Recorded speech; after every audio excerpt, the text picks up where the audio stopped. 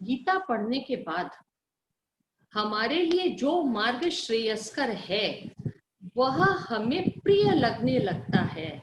एक यह change of thought हर व्यक्ति के मन में हो जाता है। जो श्रेयस्कर है वह हमें प्रिय लगने लगता है, क्योंकि हम यह समझने लग जाते हैं कि अस्तित्व में जो घटना घटने वाली नहीं है वह लाख कोशिश के बावजूद भी घटित नहीं होगी, और जो घटने वाली है वह लाख कोशिश के बाद भी टल नहीं सकती है। और हमारे साथ जितनी भी घटनाएं घटती हैं वे सब हमारे ही कर्मों का फल है। जिसे इस सत्य को हम समझ जाते हैं, पास्ट का शोक हमारे मन से निकल जाता है कि हाँ, अगर गलत हुआ तो वह मेरे ही कर्मों का कहीं ना कहीं गलत फल है। वर्तमान का भय निकल जाता है मन से, भविष्य का भय निकल जाता है कि जो नहीं होने वाला है वो होगा नहीं, और जो होने वाला है वो हम टाल सकते नहीं हैं। इसलिए वर्तमान का भी भय निकल जाता है और हम वर्तमान को एक उत्सव के रूप में जीने लगते हैं। एक पॉजिटिव एटीट्यूड के साथ जिंदगी जीते हैं, एक सकारात्मक ऊर्जा के साथ कि हमारा आज हमारा विद्यालय से हमारे हाथ में है, हमारा आज, हमारा प्रारब्ध हमारे हाथ में नहीं है, वो हमारा पिछले जन्मों के हाथ में था, लेकिन आज का समय हमारे हाथ में है। मैं फिर कहती हूँ, जो आपने कार्ड में लिखा है कि कमजोर तू नहीं है, तेरा वक्त है, तो ये वक्त हमारे हाथ में है आज का कि हम कैसे श्रेष्ठ कर्मों का निर्माण कर सके। अब रही बात ईश्वर भक्ति करने की, आवश्यक नहीं कि हर आम व्यक्ति कर्तव्य पालन जो करता है वह ईश्वर भक्त हो, या कोई आवश्यक नहीं है। यह भी जरूरी नहीं है कि जितने ईश्वर भक्त हैं वे अपने कर्तव्य पालन का मार्ग में सही ढंग से चलते हों, लेकिन गीता कहती है कि जिस व्यक्ति ने अपना कर्तव्य पालन सही ढंग से किया है उसकी सद्गति सुनिश्चित है। लेकिन जिसने सिर्फ ईश्वर भक्ति की है और कर्तव्यों में जिसके दोष है, कर्मों में दोष है, उसके सद्गति की कोई गारंटी नहीं है। इसीलिए श्रीमद् भगवत गीता अपने कर्मयोग के लिए जानी जाती है, न कि भक्ति योग के लिए। अगर कर्म करते करते आप भक्ति करें साथ साथ, वो सर्वोपरि है, उससे तो ऊपर कुछ है ही नहीं। लेकिन कर्मों को सही करना सबसे पहली जिम्मेदारी है हर इंसान की, अपने कर्तव्य कर्मों को पूरा करना। और गीता पढ़ने से हमारे अंदर सद्गुण खुद प्रकट होते हैं, क्योंकि जब हम जानते हैं कि सही क्या है गलत क्या है, अनजाने में हम बहुत भूलें करते हैं जीवन में, लेकिन सही गलत को जानने के पश्चात खुद ब खुद हम अपना सुधार करने के लिए सद्गुणों को अपनाने का प्रयास करते हैं, अच्छे कर्मों को करने का प्रयास करते हैं। हम इंसान भगवतीय सामर्थ्य के अधिकारी हैं। हम ही तो ब्रह्म के अंश हैं। अहम ब्रह्मास्मि, अयमात्मा ब्रह्म, प्रज्ञानम ब्रह्म, वेद यही कहते हैं। परमात्मा हमारे अपने अंदर है, मानता नहीं है, मैं तो लाचार हूँ। आज भी समाज में अनेक लोग इस तरह के हैं जो अपने आप को दीनहीन और असहाय बताकर लोगों की सहानुभूतियां बटोरने के चक्कर में लग जाते हैं। अब चर्चा करते हैं हम गांधारी की। पूरी महाभारत में के युद्ध के लिए मैं सबसे ज्यादा इररिस्पॉन्सिबल गांधारी को मानती हूँ, या यो कहें कि महाभारत की घटना घटित होने के लिए रिस्पॉन्सिबल गांधारी है। गांधारी ने अपने आंखों पर पट्टी बांधकर केवल अपना नयन सुख ही नहीं त्यागा, बल्कि अपने बच्चों को संस्कार देने में भी चूक गई। वो कभी भी अपने बच्चों को संस्कार नहीं दे पाई। पत्नी पति दोनों एक ही नाव के सवार हैं, दोनों में कॉम्पैटिबिलिटी समान नहीं होती है। यदि एक में कोई कमी है तो दूसरा पूरक बनता है, लेकिन गांधारी ने ऐसा नहीं किया। उसके पति धृतराष्ट्र जन्मांध थे तो गांधारी ने भी पट्टी बांध ली, तो वो पत्नी धर्म और मातृ धर्म में समन्वय नहीं कर पाई जीवन भर। वहीं माता कुंती ने अकेले पाल पोस कर पांचों पांडवों को सर्वसमर्थ बनाया, सिंगल पेरेंटिंग करके सर्वसमर्थ बनाया। आज पेरेंटिंग भी अपने आप में बहुत बड़ा सब्जेक्ट है। जिस देश का राजा धृतराष्ट्र जैसा हो और कानून आंखों पर पट्टी बांध ले, उस देश का क्या हाल होगा आप समझ सकते हैं। अब चर्चा करते हैं पितामह भीष्म की। वे बहुत प्रबुद्ध थे, लेकिन उनका रोल पुरानी मान्यताओं वाला था।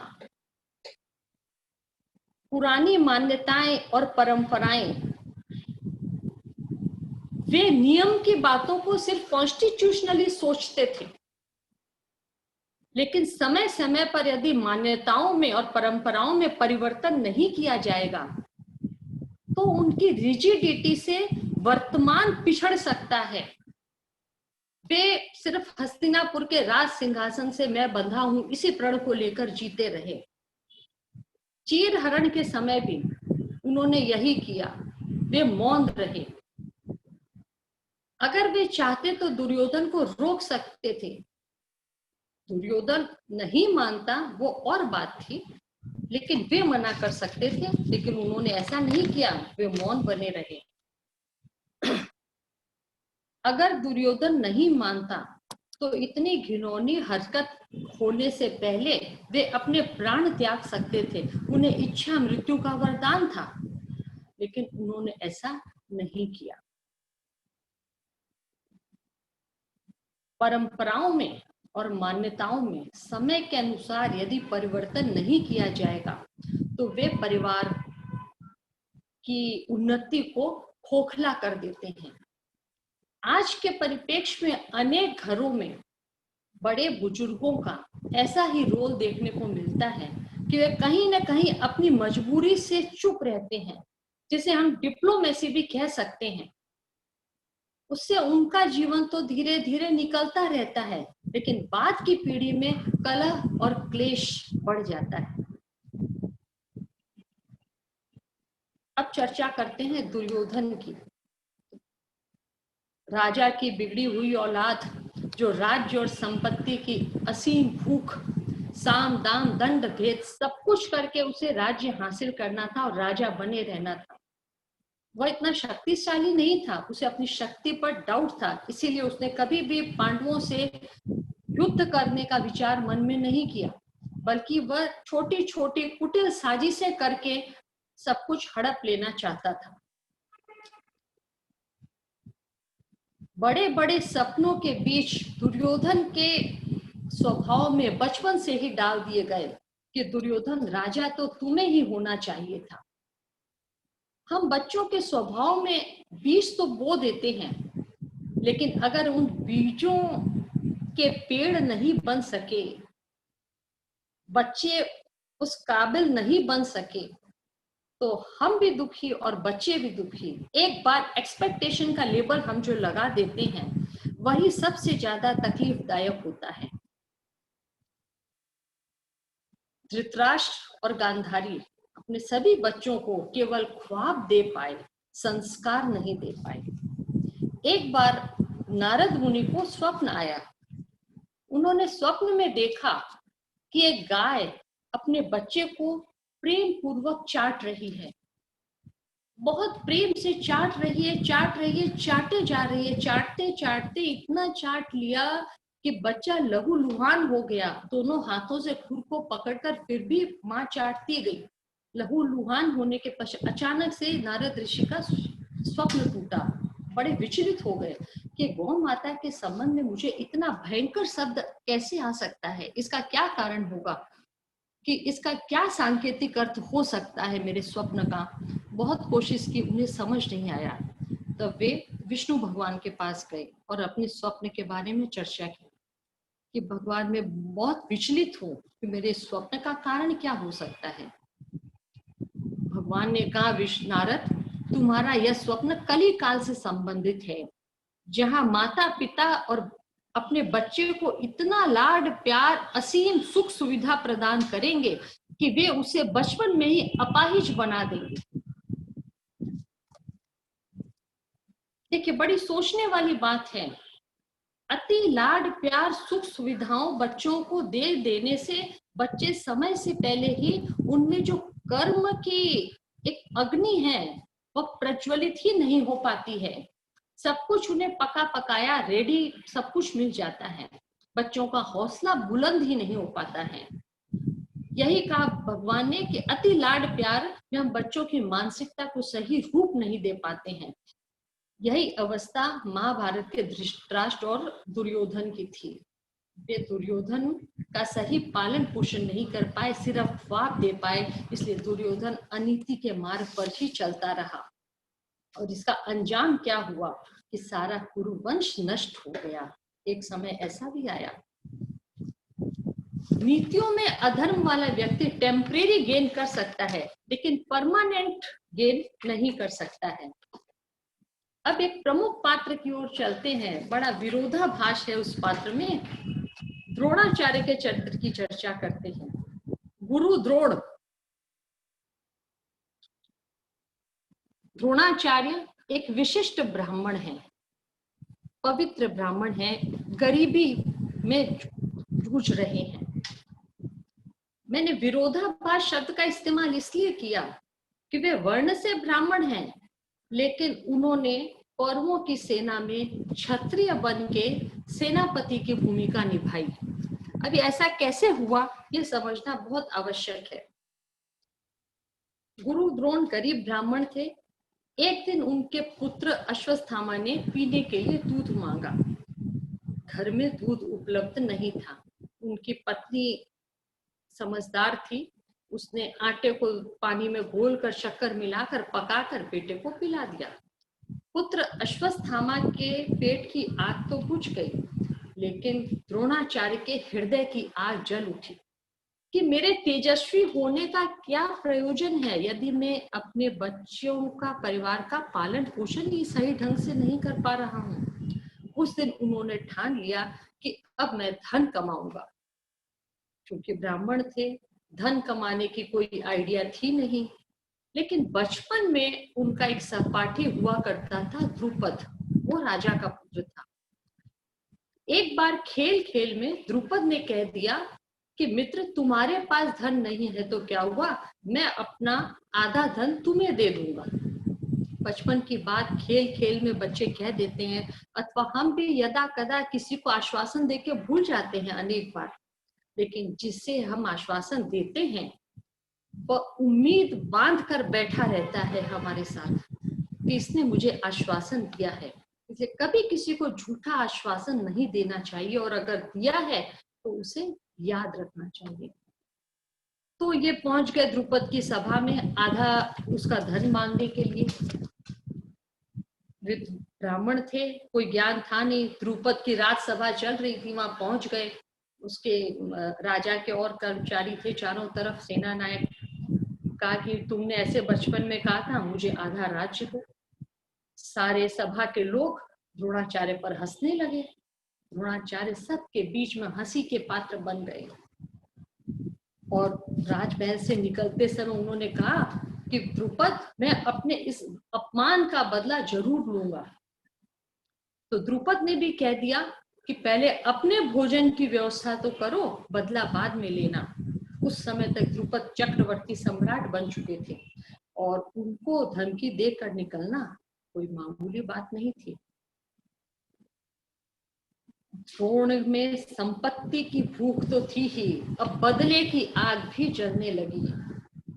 अब देखिए एक श्रेष्ठ ब्राह्मण का किस तरह से अधःपतन होता है। भूख, गरीबी और अपमान, ये तीन कारण ऐसे हैं जो हर इंसान की मानसिकता का अधःपतन करवा देते हैं। आज भी समाज में यदि आप गौर करके देखें, आपने शायद कई फिल्मों में भी देखा होगा कि कई आतंकवादी पकड़े जाते हैं तो उनके मूल में निकलता है कि वे कहीं ना कहीं समाज और सरकार से पीड़ित है, चाहे वे किसी भी देश के हो, किसी भी जाति के हो, धर्म के हो, वे कहीं ना कहीं समाज और सरकार से पीड़ित हैं। उनके मूल में वही बदले की भावना वृक्ष बनकर फलती है। गुरु द्रोण वहां से क्रोध में आग बबूला पश्चाताप के भाव से निकल कर जा रहे थे जंगल के रास्ते से, अचानक देखा कि रास्ते में कुछ बच्चे गिल्ली डंडा खेल रहे हैं और बच्चों की गिल्ली कुएं में गिर गई। बच्चे बहुत प्रयास कर रहे थे गिल्ली निकालने का, लेकिन निकाल नहीं पाए। तो द्रोणाचार्य तो धनुर्विद्या में थे पारंगत, उन्होंने तीर धनुष से गिल्ली निकाल दी। जब बच्चे घर आए, उन्होंने अपने घर वालों को ये बात बतलाई। बच्चे थे कौरव और पांडव और घर वाले थे पितामह भीष्म। वे समझ गए कि यह गुरु सिर्फ द्रोणाचार्य ही हो सकते हैं। भीष्म पितामह को आवश्यकता थी बच्चों के लिए एक योग्य शिक्षक की, जो उन्हें सैन्य कला सिखाए, और उन्होंने गुरु द्रोण को राजमहल में बुलाया और गुरु द्रोणाचार्य ने राज आश्रय स्वीकार किया। यह थी अधपतन की तीसरी सीढ़ी। He became a paid teacher। आज से पहले, उस समय से पहले, यानी शिक्षक जो पेमेंट के तौर पर कभी नौकरी नहीं किया करते थे, ये पहले शिक्षक थे सनातन धर्म के जिन्होंने नौकरी की। इसके पहले भारतीय संस्कृति में गुरुओं का बहुत ऊंचा मॉरल हुआ करता था। गुरु दक्षिणा में जो मिलती थी धनराशि, उससे गुरुओं का घर चलता था। गुरु दक्षिणा में अगर गुरु हाथ का अंगूठा भी मांग ले तो शिष्य अंगूठा काट कर देने को बाध्य था। ऐसे संस्कार हुआ करते थे गुरु के प्रति। अब यहाँ गुरु जी बन गए कौरव साम्राज्य के एम्प्लॉय। अब बेटे अश्वत्थामा को दूध पीने को क्या, नहाने को भी दूध उपलब्ध था। महल में उनके आवास और भोजन की व्यवस्था हो गई। आज भी समाज में अनेक स्थानों पर ब्राह्मणों की यही स्थिति है। ब्राह्मण मने आप सफेद धोती कुर्ता पहनने वाले जो पेड़ उपासक हैं, पूजा पाठ करते हैं रुपया लेके, मेरा मतलब उनसे नहीं है। ब्राह्मण मने शिक्षक वर्ग। ये 4 वर्ण होते हैं समाज में, ब्राह्मण, क्षत्रिय, वैश्य और शूद्र। ब्राह्मण मने शिक्षक वर्ग, क्षत्रिय रक्षक वर्ग, वैश्य पोषक वर्ग और शूद्र सेवक वर्ग। ब्राह्मण मने शिक्षित वर्ग। आज भी समाज का शिक्षित व्यक्ति बने सोसाइटी के इंटेलेक्चुअल्स, एलिट पीपल, उनकी हर जरूरतों को हम पूरा नहीं कर पाते हैं। यही कारण है कि यहाँ जितने भी पढ़ लिख कर बच्चे तैयार होते हैं, first class, first doctors, engineers, scientist, सबको अमेरिका जैसे धनी देश पूरी फैसिलिटी के साथ अपने आगे बढ़ने का मौका देता है। सब देश छोड़ छोड़ के बाहर चले जाते हैं।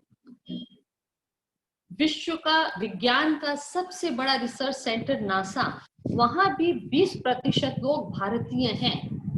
अब सोचिए भारतीय लोगों के भी दिमाग कितने उन्नत होते हैं।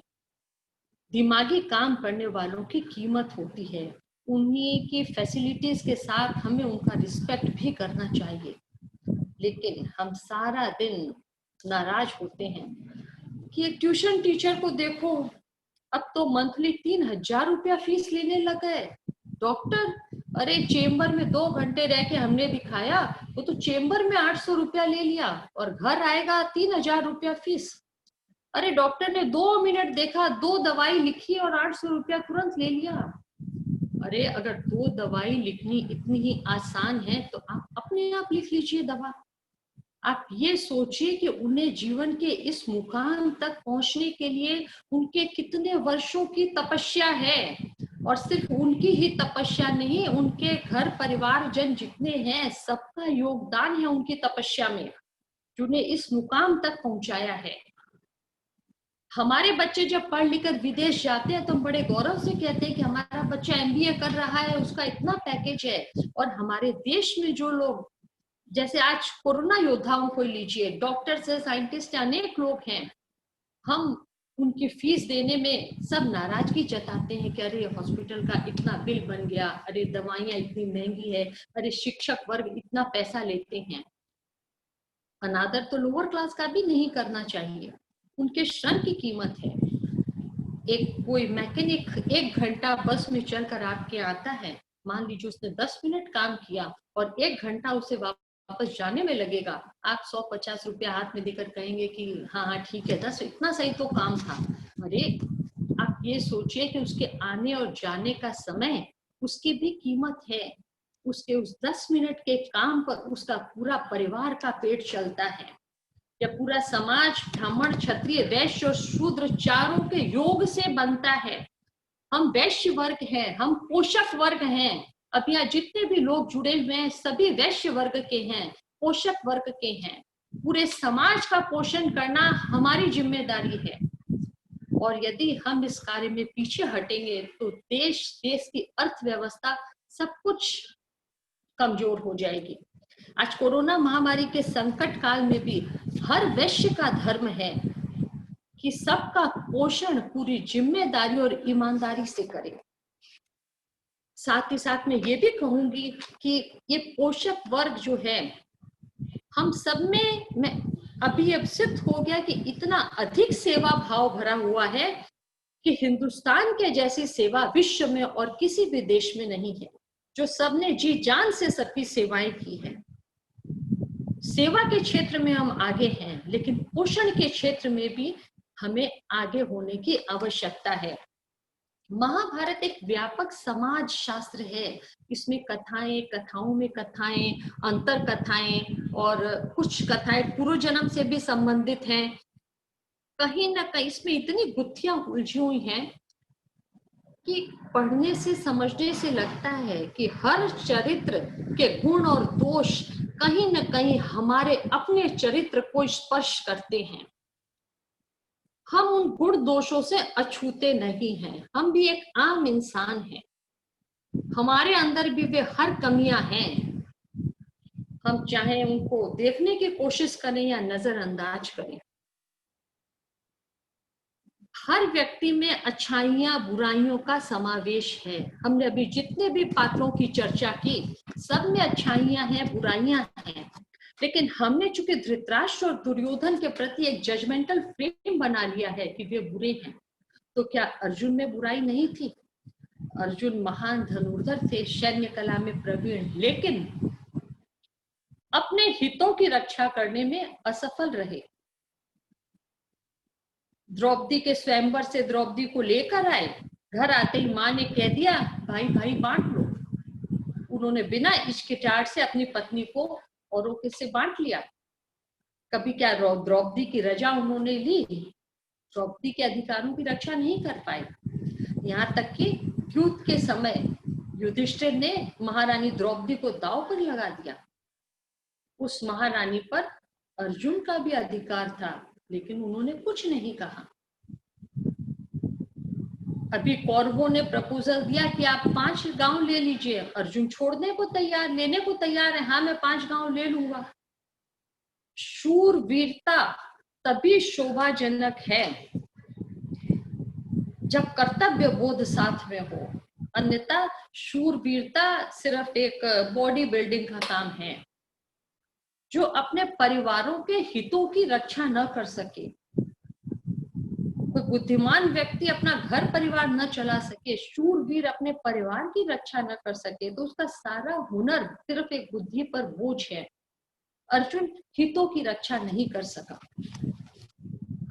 और अभी आगे आप देखेंगे कि वह तो युद्ध से बैकआउट करने को भी तैयार है, अगर कृष्ण अगर बीच में न उसे समझाएं तो हम अर्जुन को पूरी तरह सही कैसे कह सकते हैं? द्रौपदी यज्ञ कन्या थी, राजा द्रुपद की पुत्री, प्रज्ञावान, गुणवान, ज्ञानवान, लेकिन जुबान इतनी कड़वी कि उसके एक कड़वे वाक्य पर महाभारत घटित हो गया। नारी महान थी, पतिव्रता थी, बहुत पतिव्रता नारी, सती नारी, लेकिन बच्चों के प्रति केयरलेस। दुर्योधन इतने अवगुण कपटी था, लेकिन मित्रता के मामले में दुर्योधन सबसे आगे। माता पिता की बहुत इज्जत करता था। दुर्योधन को भाइयों से बहुत प्रेम था, मामा से बहुत प्रेम था, साम दाम दंड भेद वो सब कुछ करना जानता था। अपने इसी कला के बल पर उसने अनेक राजे महाराजाओं से मित्रता कर ली और उसके एक इशारे पर सब अपनी जान की बाजी लगाकर युद्ध में खड़े थे। उसका गुण था, लेकिन उसकी एक भूल कि नीतियों में अधर्म था, उसे ले डूबी। कर्ण दानी था, महादानी कर्ण। आज भी कर्ण के नाम के साथ दानी का शब्द अवश्य जुड़ता है, लेकिन जीवन भर वो अपने नाजायज होने की कसक के साथ जीवन बिताता रहा। और जब उसे सच्चाई का ज्ञान हुआ, फिर भी उसने क्रोध के वश अपने मित्र दुर्योधन का ही साथ दिया, अपने भाइयों का साथ नहीं दिया। तो कहने का मतलब, हर इंसानों में गुण और दोष दोनों भरे पड़े हैं। हम सब भी उन्हीं इंसानों में से एक हैं। एक कहानी के माध्यम से, कथाओं के माध्यम से, ग्रंथों के माध्यम से हमें सच्चाई बताने का प्रयास किया जाता है। पांचों पांडवों की चारित्रिक विशेषता यह थी कि वे धर्म और नीति के मार्ग पर चलते थे। वीर बहादुर योद्धा थे, लेकिन धर्म और नीति के मार्ग पर चलते थे, इसीलिए कृष्ण ने उनका साथ दिया। अब ये बात एक स्पष्ट समझिए, गुण और अवगुण सब इंसान में होते हैं, लेकिन कम गुण होना इंसान में, ये उसका कोई अवगुण नहीं है। किसी में कम गुण है, कोई बात नहीं। गुण भरपूर हो लेकिन साथ में अधर्म और अनीति के मार्ग पर चले, वह इंसान का सबसे बड़ा अवगुण है। अच्छे कार्य न कर सके कोई बात नहीं, कम से कम बुरे तो ना करें। इसीलिए कृष्ण ने पांडवों का साथ दिया, कौरवों का साथ नहीं दिया, क्योंकि पांडव चालबाज नहीं थे, चीटिंगबाज नहीं थे, धर्म और नीति के रास्ते पर चलते थे। अर्जुन सोचने समझने में थोड़ा वक्त लगाता था, शारीरिक सौष्ठव बहुत अच्छा था, वीर धनुर्धर, लेकिन झट से सोच के डिसीजन नहीं ले पाता था अर्जुन। अगर यहाँ कृष्ण नहीं होते तो अर्जुन का भी वही हाल होता। गुण अवगुण हमारे जन्मगत हो सकते हैं, संस्कारगत हो सकते हैं, लेकिन नीति और अनीति का चयन जीवन में हम खुद करते हैं। ईश्वर कहे या ये ब्रह्मांड, ये अस्तित्व, ये सभी उसी की मदद करते हैं जो नीति और धर्म के रास्ते।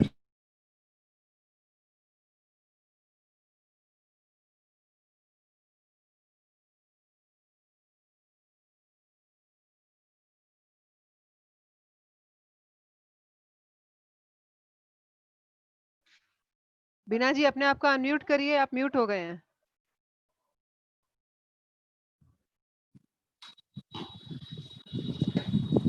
अब पहले अध्याय में हम प्रवेश करते हैं। दोनों सेनाएं दो ओर खड़ी हैं, एक और कौरव सेना, एक और पांडव सेना। चूंकि धृतराष्ट्र जन्मांध थे, वे राजमहल में बैठकर पूरे युद्ध का दर्शन कर रहे हैं।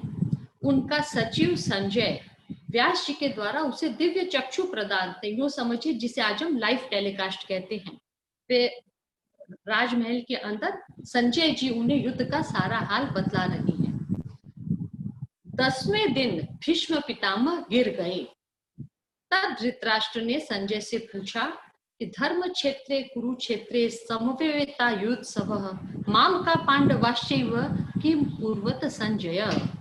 हे संजय, धर्म भूमि कुरुक्षेत्र के मैदान में युद्ध की इच्छा से आए मेरे और पांडु के पुत्रों ने क्या किया। पूरी गीता का सार इस पहले श्लोक में छुपा हुआ है कि कर्म क्षेत्र ही इंसान का धर्म क्षेत्र होना चाहिए। इस पर हमने और दूसरों ने मिलकर क्या किया? हमने कर्म के नाम पर हमने धोखा किया या धर्म की स्थापना की, अथवा हमने धर्म को ही अपना कर्म यानी व्यापार बना लिया। देखिए, यह प्रश्न पूछने में आरंभ में ही धृतराष्ट्र में भेद बुद्धि का उदय हुआ। उसने कहा माम का पांडवाश्चैव, कि मेरे और पांडु के पुत्रों ने क्या किया। जिसका भाई पांडु इतने वर्ष पहले मर चुका है, उसे यह कहना था कि बच्चों ने क्या किया। एक एक शब्द से व्यक्ति के व्यक्तित्व का पता चलता है।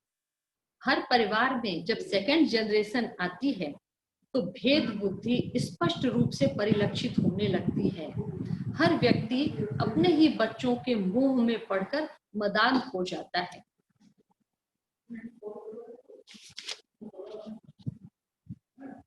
और यह मोह और ममता के वश में पड़कर सही निर्णय नहीं कर पाता है व्यक्ति। पूरी गीता फ्लैशबैक में चल रही है।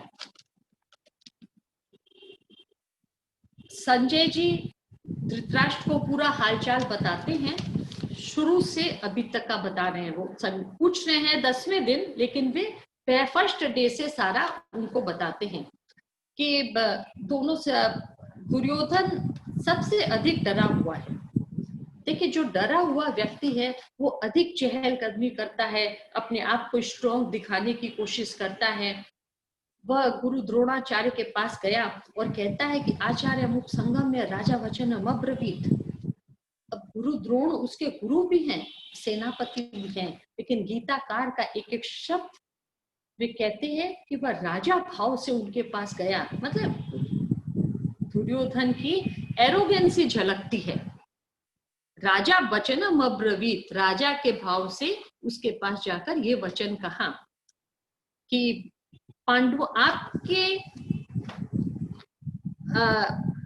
जाकर कहते हैं कि आपके बुद्धिमान शिष्य द्रुपद पुत्र धृष्टद्युम्न के द्वारा सजी हुई सेना को देखिए। देखिए किस प्रकार पिन करके बात की जाती है। द्रोणाचार्य का वैमनस्यता थी द्रुपद से, बचपन का जो साथी था, जो अभी कथा हमने पहले कही, उसका पुत्र था धृष्टद्युम्न, जो आज द्रौपदी का भाई है और पांडवों का सेनापति है।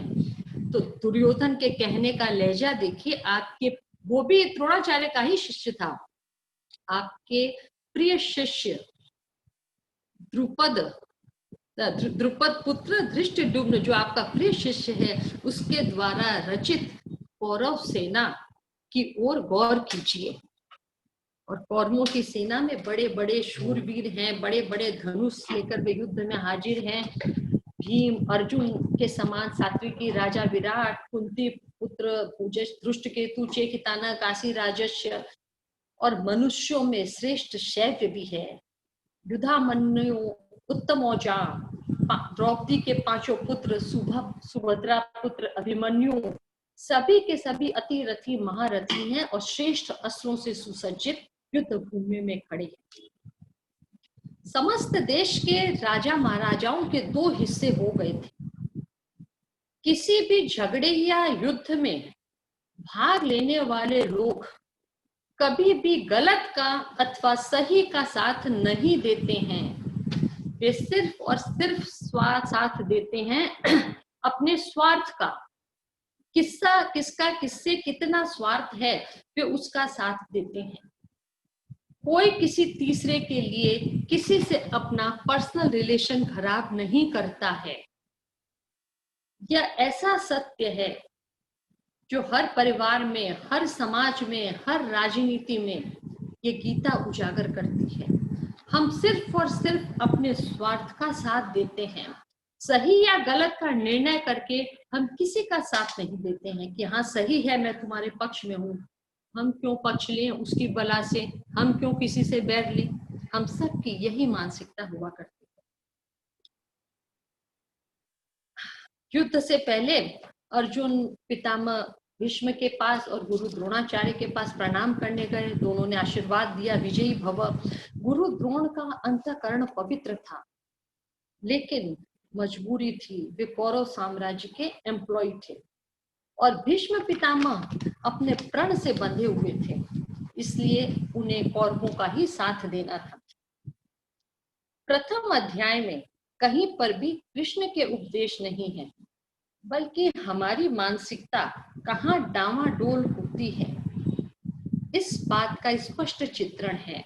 मैंने ये पूर्व की कथा और सभी के पात्रों का चरित्र चित्रण इसीलिए आपको बताया कि कहाँ हमारी मनोवृत्तियां हम छुपाते हैं, कहाँ हम उजागर करते हैं, किस किस लोगों से किस समय कैसा व्यवहार करते हैं। इस व्यापक समाज शास्त्र में छोटी से छोटी बातों को भी स्पष्टता रूप से इंगित किया गया है, पर समझने की बात है।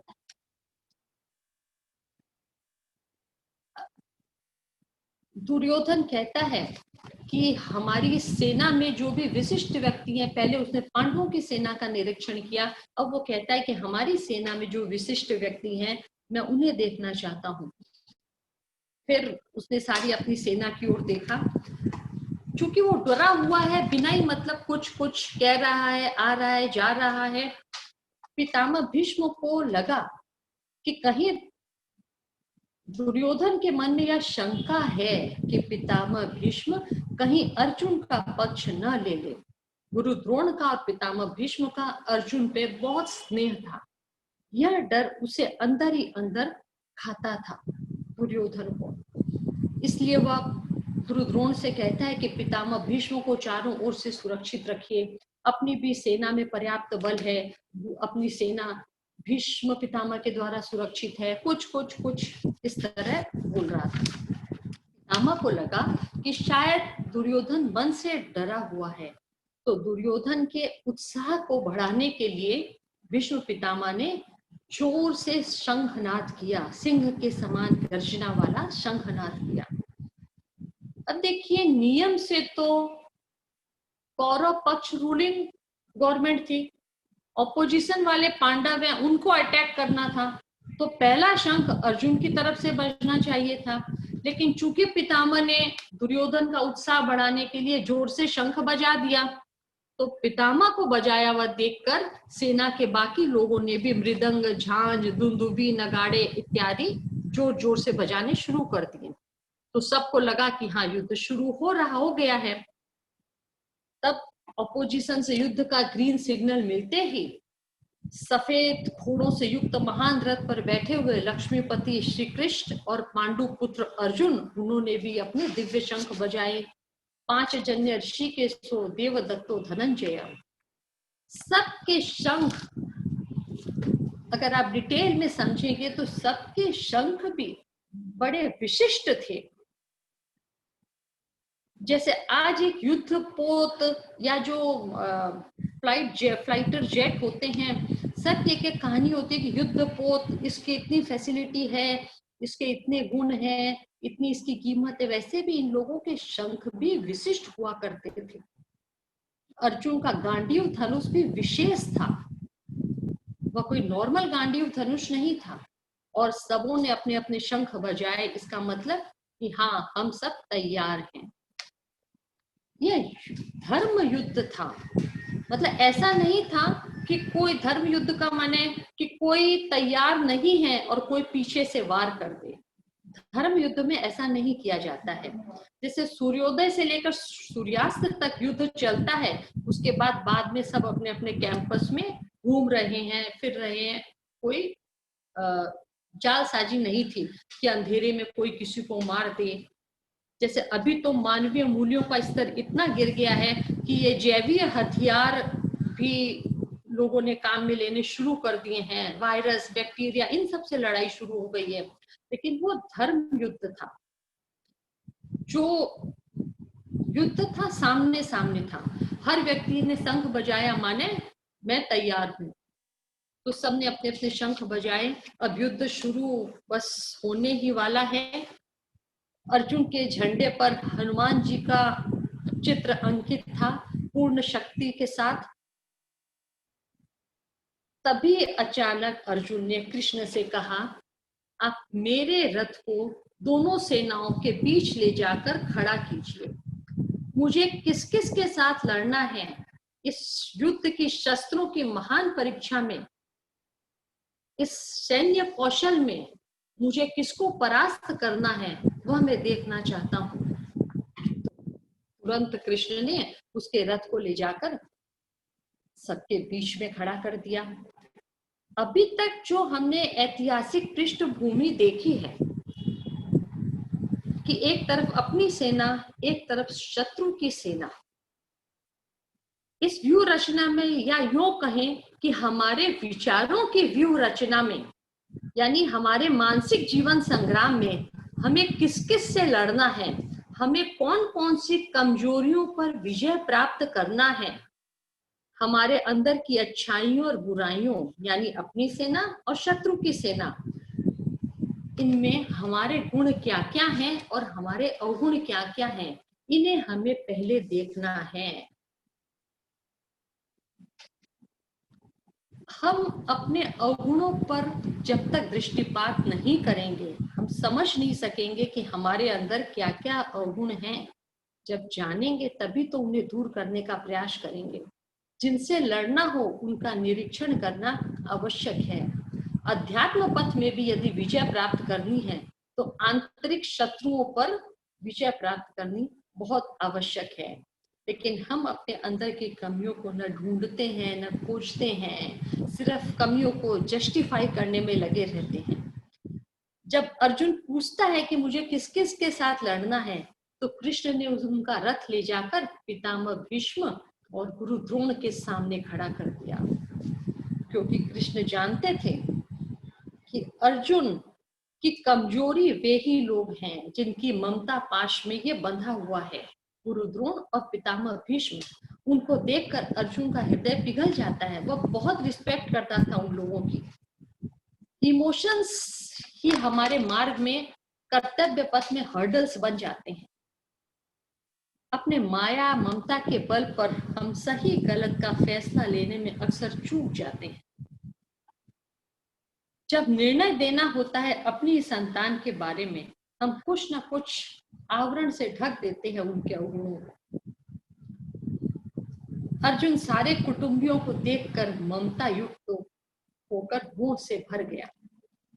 देखिए, पहले धृतराष्ट्र का चित्त विक्षिप्त हुआ कि माम का पांडवा शिव, और अब अर्जुन का चित्त विक्षिप्त हो गया सारे कौरव वंश को देखकर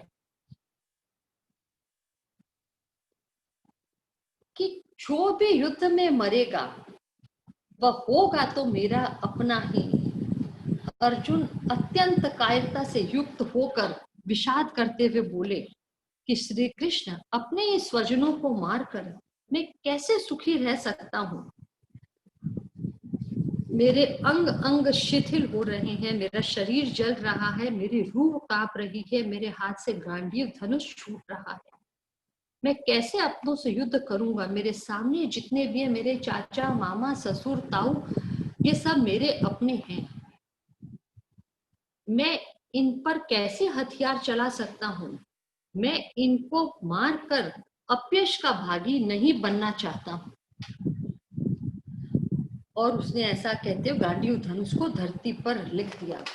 अर्जुन पवित्र हृदय का है, इसलिए अपने कौरव वंश वाले भाई बंधुओं का भी भला सोच रहा है। वो कहता है कि वो लोग मेरे बैरी नहीं हैं, वो लोग लोभी हैं। अगर मैं पूरा राज्य छोड़ दूंगा तो ये वैर समाप्त हो जाएगा।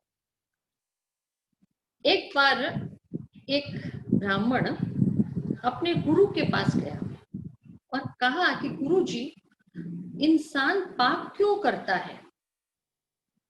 तो गुरु ने कहा कि ठीक है, कुछ सोचा, फिर जवाब दिया कि सुनो, मैं तुम्हें इसका उत्तर नहीं बता सकता हूँ। पास के गांव में एक वेश्या रहती है, वो तुम्हें इसका सही उत्तर समझा देगी। तो ब्राह्मण ने सोचा, ये कहाँ गुरुजी, कहाँ वेश्या। बोले नहीं, जब गुरुजी ने कहा है तो जाना तो पड़ेगा। चल के गया पास के गांव में और वो वेश्या का घर आया, गेट नॉक किया, उसने दरवाजा खोला और उसने हाथ जोड़ा कि मुझे गुरुजी ने इस प्रकार से भेजा है, मैं आपके पास एक प्रश्न लेकर आया हूँ, आप मुझे उसका निवारण कीजिए मेरे लिए। तो वेश्या ने कहा, हाँ, आप इतनी दूर से चल कर आए हैं, आप थोड़ा आराम विश्राम कर लीजिए, फिर हम बातें करते हैं। तो गुरुजी भी एक्चुअल में थक गए थे, वो ब्राह्मण देवता। बोले ठीक है, थोड़ी देर विश्राम किया, फिर उठ के जब आए तो वेश्या ने कहा, सुनिए, मैंने भोजन बनाया है आपके लिए, आप भोजन कर लीजिए। तो आप फिर इतना दूर आपको पुनः चल के जाना पड़ेगा, तो फिर हम बात करते हैं। तो ब्राह्मण देवता ने कहा, नहीं नहीं, भोजन उस तक पका गए कि वेश्या के घर में एक ब्राह्मण कैसे भोजन कर सकता है। गुरुजी के मन में यह बात आने लग गई बार बार। तो वेश्या ने कहा, मैं समझ सकती हूँ कि आप मेरे अछूत के हाथ का भोजन करके, मेरे पापी महिला के हाथ का भोजन करके अपने ब्राह्मणत्व को नष्ट नहीं करने देना चाहते हैं। लेकिन मेरी बड़ी प्रार्थना थी, मैं तो पाप कर्म में प्रवृत्त हूं ही। मैंने वर्षों से अपनी जमा पूंजी 100 स्वर्ण अशर्फियां रखी थी कि किसी दिन कोई मेरे दरवाजे पर ब्राह्मण आएगा तो मैं उसे भोजन कराकर अपने आप को सोचूंगी कि मेरे कुछ पाप कम हो गए। आपसे अनुरोध था, लेकिन आप यदि अब भोजन नहीं करते हैं तो मैं जबरदस्ती आपका धर्म नष्ट नहीं करना चाहती हूँ। अब तो ब्राह्मण देवता से न भोजन करते बने न भोजन छोड़ते बने। अब कर ले तो धर्म नष्ट हो, उसके घर में, वेश्या के घर में भोजन, और न करें तो 100 अशर्फियां हाथ से चली जाएंगी। तो थोड़ा हाँ ना करते करते फिर कहा कि बहना, आप इतना कहती हो तो मैं भोजन कर ही लेता हूँ। और उसे परोसी हुई थाली के ऊपर जैसे हाथ बढ़ाया, उस वेश्या ने जोर से हाथ पकड़ लिया कि खबरदार, जो आपने भोजन को हाथ लगाया। बोले ब्राह्मण देव, मेरा इरादा आपके ब्राह्मणत्व को नष्ट करना नहीं था। आपने प्रश्न पूछा था कि इंसान पाप क्यों करता है, उसका मैंने जवाब दिया है कि लोभ ही है जिसके कारण इंसान पाप करता है। लोभ ही पाप का मूल है, अन्यथा आप ये पाप बिल्कुल नहीं करते। अगर मैंने 100 सरफियां देने का वादा नहीं किया होता तो कदापि आप ये पाप नहीं करते। लोभ ही इंसान से पाप कराता है। तो अर्जुन वही बात कह रहा है कि ये मेरे बैरी नहीं हैं, ये केवल लोभी हैं। यदि मैं अपना पूरा राज्य छोड़ दूंगा तो मेरा इनसे वैर समाप्त हो जाएगा, भले ही वे मुझे निहत्थे को मार डाले। अर्जुन की शारीरिक अवस्था बिल्कुल टाइप ऑफ डिप्रेशन में वो चला गया। अब डिप्रेशन क्या होता है? जब इंसान का मस्तिष्क बाहर की कठिन परिस्थितियों के आगे हार जाता है, उसको एक्सेप्ट नहीं कर पाता है, तब व्यक्ति डिप्रेशन की स्थिति में आ जाता है। अर्जुन कहता है, निमित्तानि च पश्यानि विपरीतानि केशवः, कि मुझे सारे अपशकुन प्रतीत हो रहे हैं, मैं युद्ध नहीं करूंगा। और गांडीव तो नीचे रख ही दिया उसने। मुझे कहता है केशव, सारे विपरीत शकुन प्रतीत हो रहे हैं। ये शगुन और अपशगुन क्या होते हैं? होते तो जरूर ही हैं, क्योंकि त्रेता युग में भी जब सीता जी विवाह की कामना से पार्वती माता के मंदिर में जाके आती हैं तो स्तुति करती हैं। रामायण में लिखा है, मूल बाम अंगड़ फड़कन लगे। तो शकुन और अपशकुन ये अस्तित्व में होने वाली घटना की सूचना देते हैं। ये घटना के सृजक नहीं होते हैं, कि जैसे लोग आर्टिफिशियली शगुन बनाते हैं, वे बिना औचित्य की बातें हैं। शगुन अपने आप होते हैं। हालांकि विज्ञान इन पर भरोसा नहीं करता है, लेकिन वास्तविकता यह है कि शगुन अपशगुन हर इंसान के द्वारा महसूस किए जाते हैं और ये सत्य भी होते हैं। एक नटवर लाल था, जब रोज अपने गांव में घर से निकलता, अपने बेटे को बोलता कि गाय लाओ, क्योंकि जब घर से निकले तो सामने अगर गाय आती है तो उसे बड़ा अच्छा शगुन मानते हैं। और लाठी से हाँकते हाँकते हाँकते आधे घंटा पहले जाके आता, गाय को लाता, इधर गाय प्रवेश करती, उधर नटवर लाल जी घर से निकलते। एक दिन रोज की तरह ऐसे निकले, एक दिन रास्ता में 4 कदम आगे गए, वे गिर पड़े, एक्सीडेंट हो गया। और फिर पुनः घर आकर जो गाय की पिटाई की कि मेरे बेटे ने आधे घंटे से जाके समय खराब किया, तुझे यहाँ लाया और तूने मेरा एक्सीडेंट करा दिया। कहने का मतलब, शगुन आर्टिफिशियली बनाए नहीं जाते हैं कि हम किसी भी शुभ कार्य में बच्चों को खड़ा कर देते कि भाई पानी का लोटा लेके गेट पर खड़े हो जाओ, या जो भी इस प्रकार। लेकिन शगुन बाहरी और भीतरी दोनों होते हैं। कहते हैं कि महिलाओं का बायां अंग फड़कता है तो शुभ होता है, और पुरुषों का दाहिना अंग फड़कने से शुभ होता है। जो भी अर्जुन कहता है, मुझे सारे विपरीत शकुन परिलक्षित हो रहे हैं, मैं युद्ध नहीं करूंगा।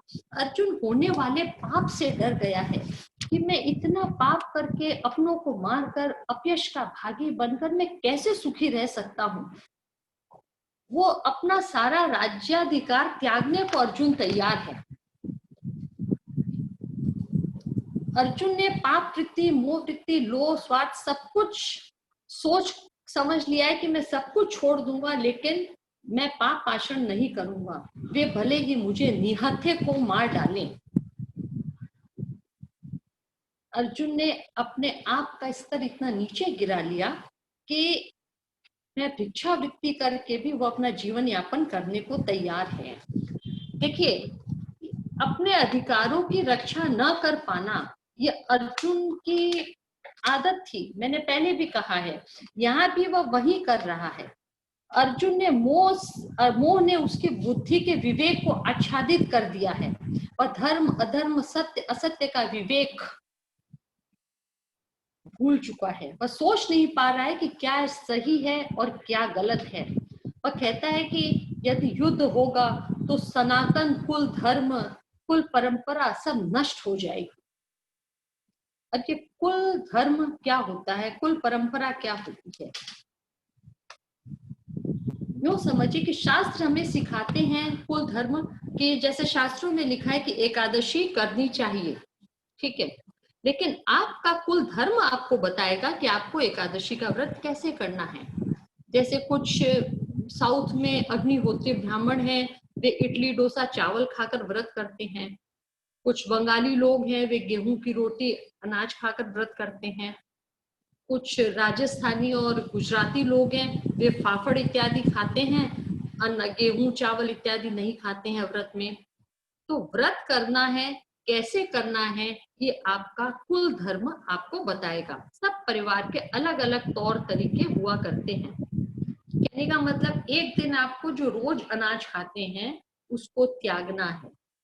मूल सिद्धांत इसका ये हुआ।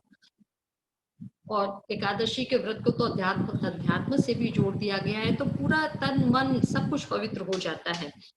जैसे नवरात्रि में शक्ति की उपासना करनी है, कैसे करनी है ये आपका कुल धर्म बताएगा। कोई लोग 9 दिन डांडिया खेलते हैं, कोई लोग 9 दिन 9 देवियों की पूजा करते हैं, कुछ लोग 9 दिन में 9 प्रकार के व्यंजन भोग लगाते हैं, आरती करते हैं। सबका घर का अपना अपना अलग अलग तरीका है कुल धर्म का और परंपराएं निभाने का। एक बात ध्यान दीजिए कि आज के अंतरजातीय विवाहों की श्रृंखला में कुल परंपरा को पूरी तरह से निभा पाना बड़ा कठिन हो जाता है। अंतरजातीय विवाहों में 2 परंपराओं का टकराव होना स्वाभाविक है। ऐसी हालत में यह ध्यान रखना चाहिए कि परंपराओं को कुछ मॉडरेट कर दें, मॉडर्नाइज कर दें, लेकिन संस्कार और संस्कृति को न बिगड़ने दें। परंपरा के सार को समझें कि यह परंपरा क्यों बनाई गई है, किस लिए। सार को न खोएं, संस्कार संस्कृति को न बिगड़ने दें, तब परंपरा मॉडरेट करने में, परंपरा सुधारने में, बदलाव करने में कोई दोष नहीं है। देखिए, अगर भीष्म पितामह ने भी अपने प्रण की आइडियोलॉजी को अगर थोड़ा बदला होता तो महाभारत युद्ध में अनर्थ होने से बच जाता। संस्कार को कभी न बिगड़ने दें। कुल धर्म शब्द को अगर व्यापक अर्थ में समझें तो हर समाज का कुप्रभाव सबसे पहले स्त्रियों के ऊपर ही पड़ता है। अगर एक स्त्री बिगड़ेगी तो एक घर बिगड़ेगा, परिवार बिगड़ेगा, समाज बिगड़ेगा, फिर राष्ट्र बिगड़ेगा। लेकिन एक पुरुष बिगड़ता है तो केवल एक पुरुष ही बिगड़ता है। इसीलिए हमारे यहाँ स्त्रियों को अधिक सुरक्षित रखा जाता है। ऐसा नहीं है कि हमारे शास्त्रों में औरतों को हर समय दबाया गया, नहीं। स्त्रियां ज्यादा मूल्यवान हैं, बहुमूल्य हैं, इसलिए उनको ज्यादा सुरक्षित रखा जाता है। अर्जुन अब युद्ध के दुष्परिणामों पर भी विचार करता है कि पितरों का नाश हो जाएगा, क्योंकि युद्ध में सारे वयस्क नागरिक सब मर जाएंगे। बचेगा कौन? बच्चे, वृद्ध और महिलाएं।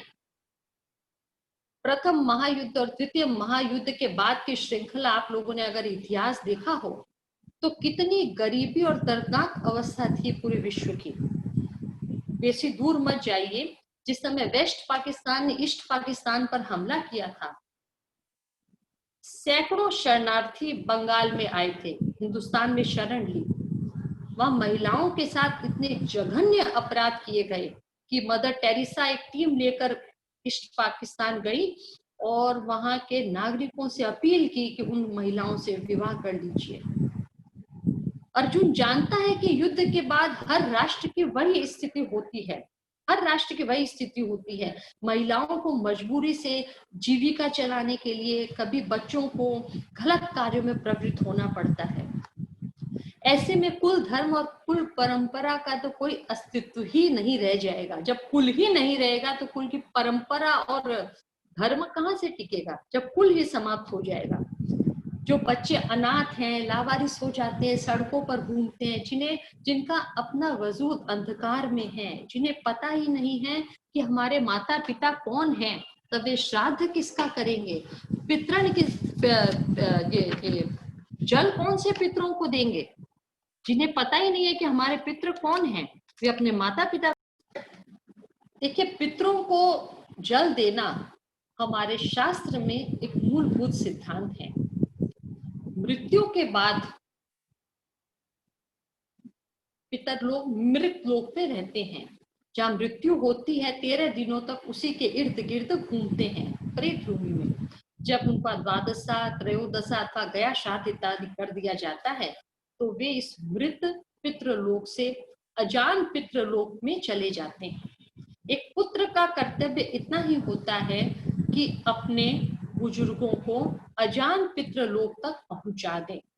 अजान पितृलोक में उनकी अवधि होती है 100 वर्षों की। उसके बाद घर के बच्चे या परिवारीजन उनको तर्पण इत्यादि रोज करते हैं। तर्पण सिर्फ श्राद्ध पक्ष में ही नहीं, रोज करना चाहिए।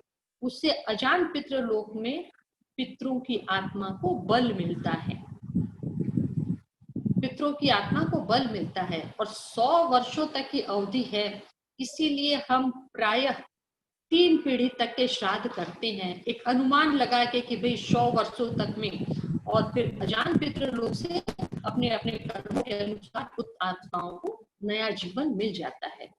तो पितरों को नियमित जल देना हमारे शास्त्र की एक बहुत आवश्यक विधि है। यह युद्ध धर्म की स्थापना के लिए था, जहां पाप इतना अधिक फैल गया था। और यहाँ यदि अर्जुन अहिंसावादी बन के रहे तो उसका यह व्यवहार क्षमा योग्य नहीं था, क्योंकि जो शास्त्रों में कहा गया अहिंसा परमो धर्म, ये अधूरी लाइन है। इसका दूसरा मुखड़ा है कि अहिंसा परमो धर्म, धर्म हिंसा तथैव च, कि अगर धर्म की रक्षा के लिए हिंसा करनी पड़े तो वह उससे भी अधिक श्रेष्ठ है। एक बात बताइए कि मोह में पड़कर अर्जुन अगर युद्ध से बैकआउट करता है तो हमारे मन में कहीं करुणा भाव, क्षमा भाव आ जाता है, क्योंकि हम सनातनी लोग थोड़े क्षमाशील होते हैं कि हाँ, युद्ध नहीं करता, छोड़ देता, कोई बात नहीं। क्योंकि इंडिविजुअल स्टेटमेंट के रूप में अर्जुन ने जितनी दलीलें दी वो बिल्कुल सही थी। लेकिन एक बात सोचिए कि मोह में पड़कर अर्जुन युद्ध से पीछे हट रहा है तो हम उसे सही मान सकते हैं, लेकिन द्वेष में पड़कर अगर किसी से युद्ध कर ले तो क्या तब भी हम उसे सही मानेंगे? कदापि नहीं मानेंगे, क्योंकि मोह में और द्वेष में लिया गया कोई भी फैसला मान्य नहीं होता है। कर्तव्य पथ पर, जिम्मेदारी के पथ पर मोह या द्वेष का कोई स्थान नहीं है, केवल कर्तव्य आचरण भी श्रेष्ठ है। अर्जुन जहां खड़ा है, आज हम सभी उसी परिस्थिति में खड़े हैं। जिस विषम परिस्थिति में अर्जुन है, एक तरफ अपने अधिकारों की रक्षा करे एवं युद्ध करके अपयश का भागी बने।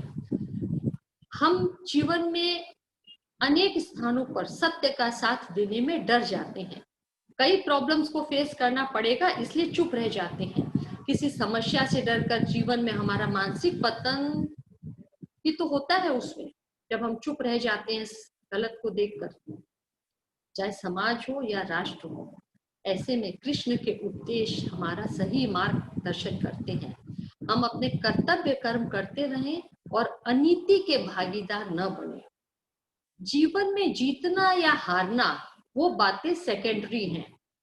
कर्तव्य से पीछे हट जाने वाला व्यक्ति वास्तविक लूजर होता है। डट कर परिस्थिति का मुकाबला करना हर इंसान का धर्म है। सबके क्षेत्र अलग है। अर्जुन क्षत्रिय है तो युद्ध भूमि उसका क्षेत्र है। हम वैश्य हैं तो हमारा घर, हमारा परिवार, हमारा व्यापार ही हमारा क्षेत्र है। गीता में तो वो क्षमता है जो मन की दुर्बलता से युक्त अर्जुन को उस दुर्बलता से बाहर निकालकर हस्तिनापुर के राज सिंहासन तक पहुंचा देती है। पहले अध्याय में कहीं पर भी कृष्ण के उपदेश नहीं है।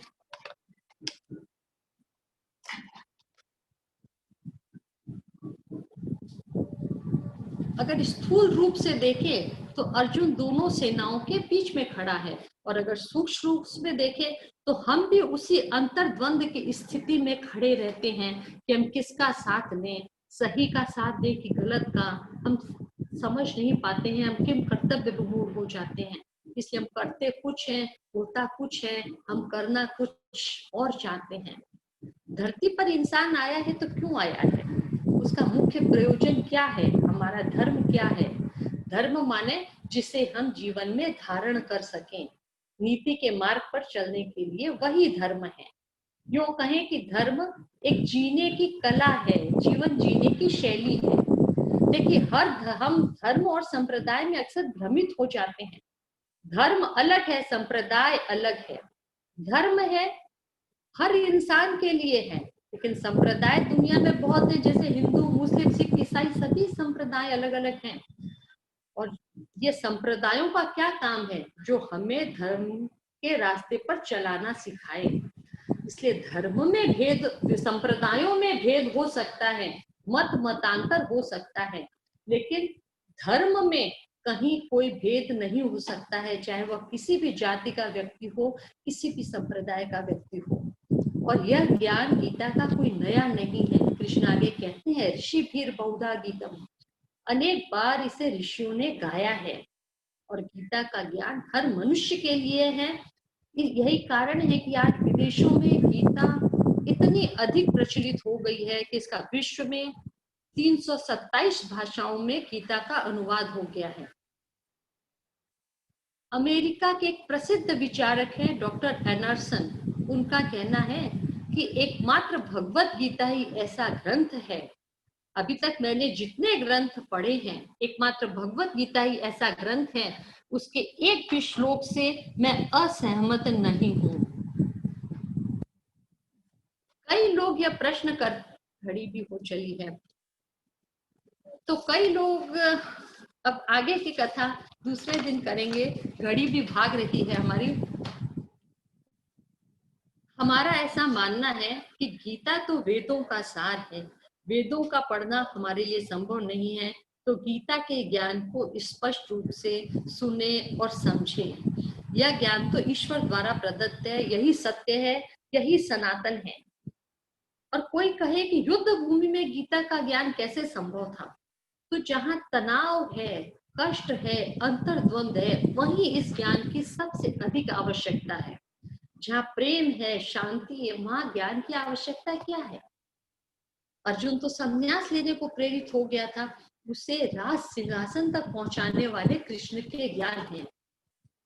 अब कुल मिलाकर इतना समझिए कि गीता जीवन जीने की एक कला है। कम उम्र में जितना सुनेंगे समझेंगे, उतना अधिक अधिक लाभ ले पाएंगे। आज की कथा अब हम यही विराम करते हैं, आगे की चर्चा कल करेंगे।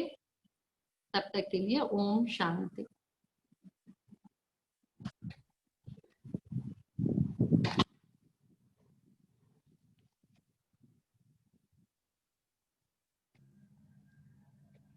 रेखा जी, आपकी आवाज नहीं आ रही है। अरे हेलो, हाँ हाँ बोलिए। मैं यही कहना चाहती हूँ, बीना जी को सबसे पहले बहुत बहुत धन्यवाद कि गीता जी का सार मैंने कभी सोचा नहीं था कि इतनी गूढ़ बातें इसमें छिपी हुई है, और बहुत ही आनंद आया प्रथम दिन का सुनकर। और आशा है कि जितने लोग भी हमारे साथ जुड़ रहे हैं वे 9 दिन लगातार जुड़े रहेंगे। और आज तो सिर्फ शुरुआत है, अभी तो बहुत कुछ जानना बाकी है, सीखना बाकी है, और ये परम सौभाग्य जो हमें मिला है उसका पूरा पूरा लाभ हम सबको उठाना है। बस यही कहना चाहती हूँ कि कल फिर इसी जूम आईडी पे आप सब समय से उपस्थित हो सके, ताकि ज्यादा से ज्यादा हम लाभ उठा सके, क्योंकि समय की बाध्यता तो हर चीज में रहती ही है। तो इस चीज का हमें ध्यान रखते हुए बहुत अच्छे से हमें 9 दिन निकालने हैं और ज्यादा से ज्यादा ज्ञान हमें लेना है ताकि हम इसका सदुपयोग कर सकें। तो सभी को बहुत बहुत धन्यवाद और कल फिर सबसे मिलते हैं। सभी अपने परिजनों को भी जरूर से इस जूम प्रेक्षागृह में लेके आए। हाँ, हमने भी काफी परिवार वालों को अपना दे दिया है और जिनको भी जुड़ना है वो अपने परिवार वालों को दे सकते हैं जूम आईडी, क्योंकि ज्ञान तो जितना ज्यादा बटे उतना ही ज्यादा अच्छा होता है। तो आज का दिन बहुत अच्छा रहा और आने वाले 9 दिन इससे भी ज्यादा अच्छे होने वाले हैं। बहुत सुंदर।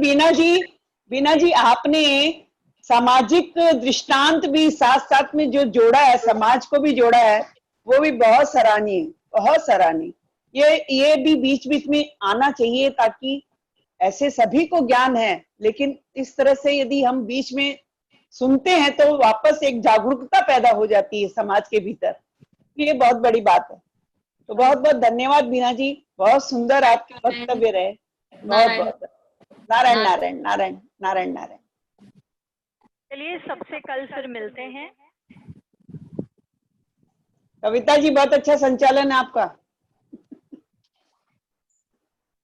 धन्यवाद, थैंक यू। अच्छा हैंडल करके रखे आप। Thank you. चलो टाइम हो गई ना अपनी? हाँ हो गई है बस। ठीक है, बहुत अच्छा, बहुत अच्छा। हाँ हाँ हाँ। और राम श्याम अलग है, बॉबी मालूम है। बहुत अच्छा एक्सप्लेनेशन, हाँ, बहुत राम बढ़िया, ठीक है। मजा आ गया। थे बीकानेर की जयपुर। सुनने में बहुत अच्छा, बहुत मजा आया। आप लोग सब कल भी पधारें जरूर से जी हाँ, जरूर से, बोलना ही नहीं पड़ेगा। और आनंद लीजिए।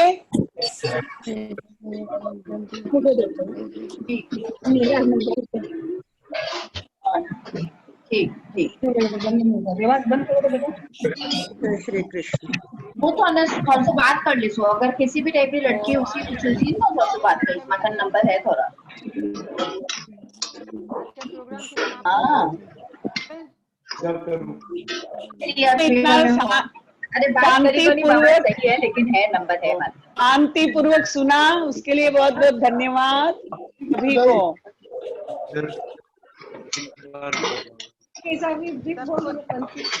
सबको बाय बाय।